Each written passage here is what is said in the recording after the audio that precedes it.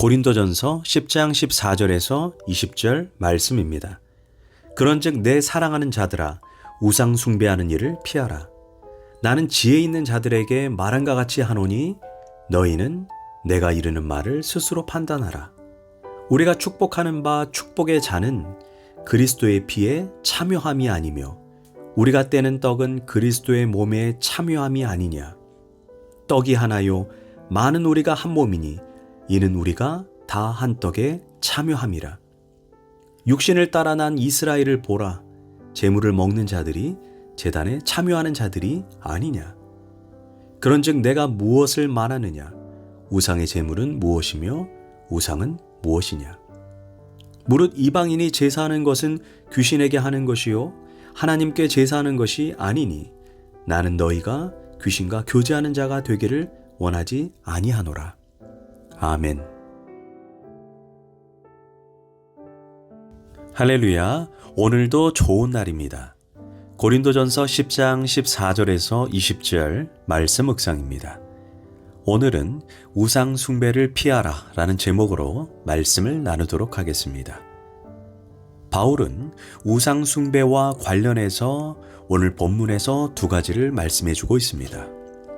첫째, 우상의 제물을 먹는 것은 우상을 숭배하는 것과 동일하다라고 말합니다. 바울은 14절에서 고린도 교회 성도들에게 우상 숭배하는 일을 피하라 라고 말하면서 내가 지혜 있는 자들에게 이렇게 권면하겠다라고 말합니다. 여기서 지혜 있는 자란 고린도전서 8장 1절에서 4절에 나오는 사람들로 우상의 제물에 대한 지식이 있는 자들을 의미합니다. 그들은 우상이라는 존재는 실제로 없고 참신은 오직 하나님 한 분밖에 없다는 지식을 가진 자들입니다. 따라서 우상은 아무것도 아닌 존재이기에 우상의 제물을 먹어도 아무 문제가 없다고 생각하는 자들입니다. 바울도 이런 관점에서 우상의 음식을 먹는 그 자체가 나를 더럽게 하거나 죄를 지게 만드는 것은 아니라고 말했습니다. 고로 아무 죄책감 없이 그들은 우상의 제물을 먹었습니다. 그렇지만 바울은 그들에게 또 한편 이렇게 권면했습니다.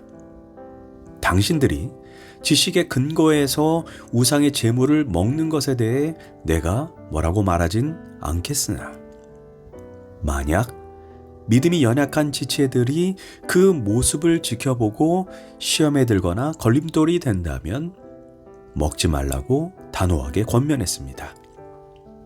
왜냐? 지식보다 사랑이 더 중요하기 때문이라는 것입니다. 그래서 바울은 형제를 실족하게 할 바에 나는 영원히 고기를 먹지 않겠다. 그렇게 다짐했습니다. 그런데 오늘 본문은 소위 우상의 제물에 대해 지식을 가졌다 하는 자들에게 주는 바울의 또 다른 권면입니다. 물론 우상의 제물을 먹는 것 그 자체는 죄가 아니지만 그 우상의 제물을 먹는 것이 너희 신앙생활에 유익한지 한번 깊이 생각해 보라 그것입니다. 그러면서 바울은 한마디로 전혀 유익하지 않다라고 말합니다. 그것을 설명하기 위해 성찬과 우상의 제물을 비교해서 설명하는 본문이 오늘의 본문입니다. 바울은 성찬에 대해 16절에서 이렇게 먼저 말씀합니다. 너희가 성찬을 할 때 포도주와 떡을 먹는데 이는 너희가 그리스도의 몸과 그리스도의 피에 참여하는 것이다 라고 말씀합니다. 즉 성찬은 단순히 포도주와 떡 한 조각을 먹는 예식이 아닙니다. 이는 그리스도의 피에 참여하는 것이고 주님의 몸과 연합하는 것입니다.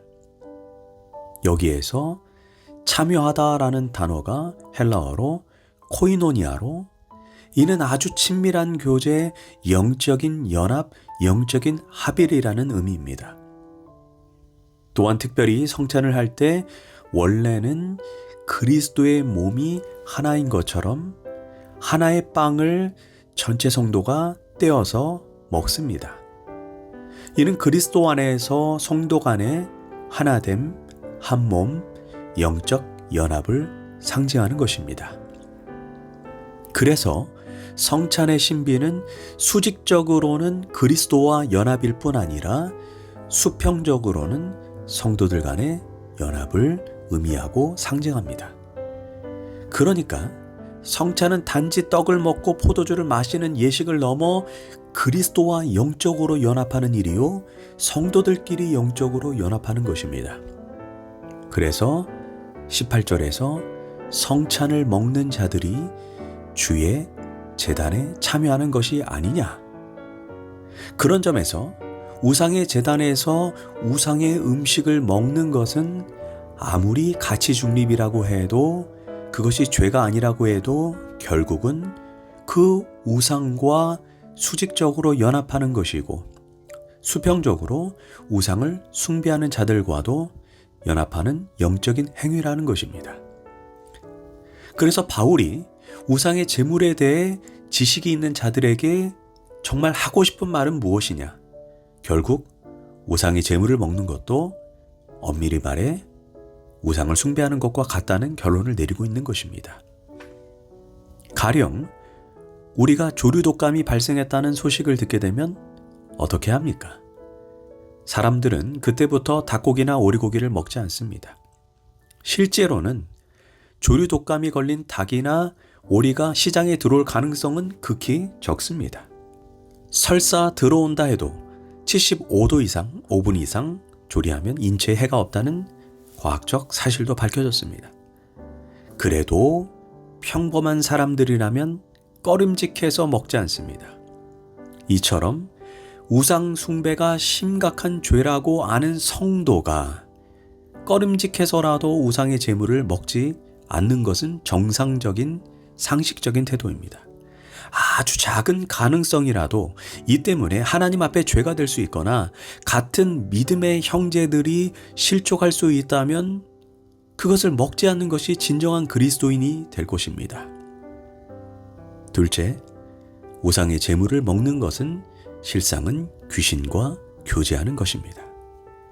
바울은 앞선 18절에서 제물을 먹는 자는 제단에 참여하는 것이다 라고 했습니다. 그래서 우상의 제물을 먹는 것은 우상의 제단에 참여하는 것이기에 결국 귀신과 교제하는 것이 된다는 것입니다. 20절입니다. 무릇 이방인이 제사하는 것은 귀신에게 하는 것이요 하나님께 제사하는 것이 아니니 나는 너희가 귀신과 교제하는 자가 되기를 원하지 아니하노라. 여기에서 제사는 조상한테 하는 것이 아니라 귀신에게 하는 것이라고 분명히 말합니다. 사실 엄밀히 말해 하나님만 유일한 신이시고 우상은 실제 존재하지 않는 사람들이 만들어낸 나무 막대기에 불과하다 할지라도 결국 우상 숭배 배후에 귀신이 활동하고 있다는 것입니다. 한국에서 청송교도소의 교도관으로 있던 박효진 장로님이 쓴 책 중에 하나님이 고치지 못할 사람은 없다 라는 책이 있습니다.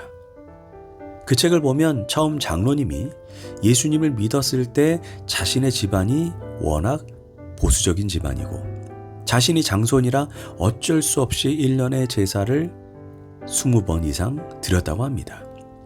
그러던 어느 날이었습니다. 일을 마치고 집으로 가는 중에 말로 표현할 수 없는 아주 더러운 악취가 코를 찔렀다고 합니다. 그 냄새가 나는 곳으로 따라가 보니 대문을 활짝 열고 있는 제사를 드리고 있는 집이었다고 합니다. 사람들이 부모의 영정사진 앞에 제사상을 차리고 절을 하는 모습을 보게 되었습니다. 그런데 그 순간 갑자기 하나님께서 영안을 열어주셨습니다. 부모는 없고 검은색의 악령들과 귀신들이 신이 나서 춤을 추면서 온통 북적대는 그 모습을 보고 큰 충격을 받게 됩니다. 그래서 본인이 눈을 비비고 다시 보았는데 여전히 흑색의 귀신 떼들이 제사를 드리는 집안을 온통 누비고 있었고 그들은 제사상 위를 날아다닐 뿐 아니라 제사에 참여하는 사람들의 몸까지 들락날락거리고 있었습니다. 어느 사람 입으로 한꺼번에 수백 개의 귀신들이 들어가 온몸을 휘젓고 옆구리로 빠져나오기도 했습니다. 그러나 정작 제사를 받는 사람의 영혼은 그 어디에도 없었습니다. 그 순간 하나님의 잠잠한 음성이 들려옵니다. 지금 내가 보는 것이 바로 사단의 실체이며 귀신의 실상이다. 그러면서 죽은 사람은 심판을 받고 천국과 지옥으로 가는 것이며, 제사에 참여하는 것은 귀신들이며 제사는 귀신들의 놀이터다. 그날로 충격을 받고 자기 집으로 가서 제사상을 다 뒤집어 엎었다고 합니다. 그러면서 박효진 장로님은 천주교에서는 제사를 지내도 괜찮다고 하지만 그것은 새빨간 거짓말이며 우리 영혼에 매우 치명적이다라고 말합니다.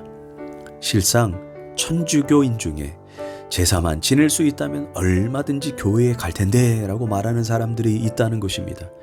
그러나 실상 그것이 바로 귀신의 전략이라는 것입니다. 그러나 더 나아가 우리가 잊지 말아야 하는 것은 단지 어떤 돌상이나 조상에게 절하는 것만 우상숭배가 아니라는 것입니다. 나도 모르게 내 마음속에 하나님보다 더 추구하고 더 사랑하고 더 우선순위를 두는 것이 있다면 그것 또한 마음의 우상이 될 수 있음도 잊지 말아야 합니다. 그것이 권력, 돈, 명예, 인기, 자식, 스포츠, 취미, 우상이 될 수 있습니다. 심지어 젊은 사람 중에서 인터넷에서 가장 내가 많이 검색하는 단어 그 자체가 내 마음의 우상이 될 수 있음도 경각심을 가져야 합니다. 기도하겠습니다.